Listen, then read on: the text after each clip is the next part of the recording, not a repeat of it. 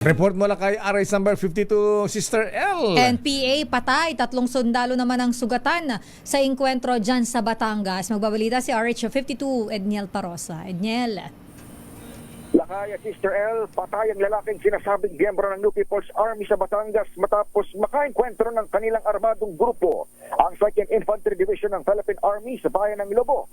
Inilala ng hukbong katihan ng napaslang na si Ray de los Santos na may mga alias Ding Japet, Roy at Ren na pininiwalaan lalong titilay sa kalansay ng operasyon ng grupo sa probinsya batay sa mga informante ng militar. Sa report ng 2nd o 2nd Infantry Battalion, nag-iikot ang tropa sa barangay Balibago nang paputukan sila ng mga rebelde kahapon ng hapon.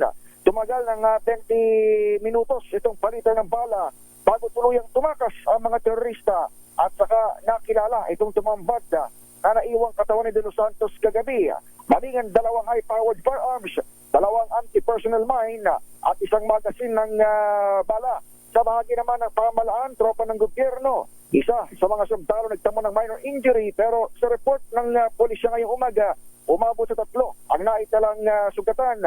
Nanawagan naman si Major General Cirilo Palaura Jr. ng 2nd Infantry Division na i-avail na lamang ng mga natitira pang NPA ang programa ng gobyerno at hindi man dapat ipagdiwang ang pagkasawi ng kapwa Pilipino. Ito si Edniel Parosa, nag-uulat para sa DZRH. Una sa Pilipinas, una sa Pilipino. Damdamin Bayan. Maraming salamat, Edniel Parosa.